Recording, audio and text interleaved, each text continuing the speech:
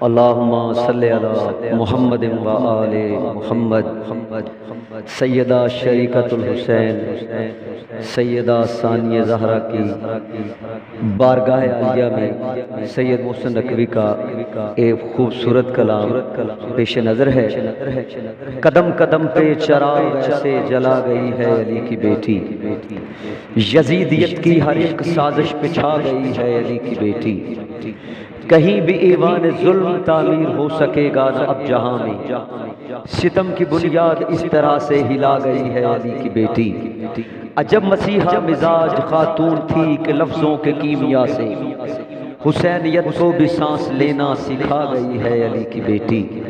اور بھٹک رہا تھا دماغ انسانیت جہالت کی تیرگی میں، جنب کے ادھے بشر کو رستہ دکھا گئی ہے علی کی بیٹی۔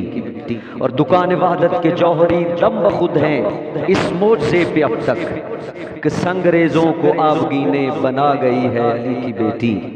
خبر کرو اہل جور کو اب حسینیت انتقام لے گی، یزیدیت سے کہو سنبھل جائے آ گئی ہے علی کی بیٹی۔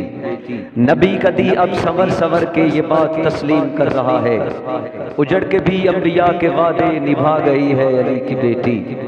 نہ کوئی لشکر نہ سر پہ چادر مگر نہ جانے ہوا میں کیوں کر غرور ظلم و ستم کے پرزے اڑا گئی ہے علی کی بیٹی۔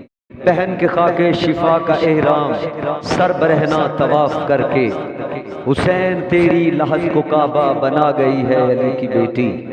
اور کئی خزانے سفر کے دوران کر گئی خاک کے حوالے کہ پتھروں کی جڑوں میں ہیرے چھپا گئی ہے علی کی بیٹی۔